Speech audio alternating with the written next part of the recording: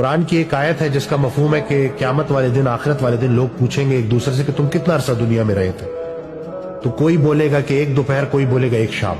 یعنی کہ 60-70 سال کی زندگی، اس سے جڑی تکالیف، اس سے جڑے خوف، اس سے جڑی پریشانیاں، جس انسان نے اللہ کے رضا کے لیے زندگی گزاری تو اس دن اس پہ کوئی خوف اور ڈر نہیں ہوگا۔ تو چھوٹے ڈر کو بڑا ڈر ختم کرتا ہے، اور کسی بھی انسان کے لیے، مسلمان کے لیے سب سے بڑا ڈر یہ ہے کہ اللہ ناراض نہ ہو جائے۔ اور حضرت واصف علی واصف رحمۃ اللہ علیہ کی بڑی پیاری ایک بات کہ انسان کا جو دل ہے نا وہ آنکھ میں آ جاتا ہے، اور جب دل آنکھ میں آ جائے نا تو دل میں بھی آنکھ پیدا کر دی جاتی ہے، وہ خاموش چہرے پڑھنا شروع کر دیتا ہے، وہ لوگوں کے کام آنا شروع کر دیتا ہے، اس کو یہ بات سمجھ لگتی ہے کہ بھائی میں نے اللہ سے سارا دن کچھ مانگتے نہیں رہنا،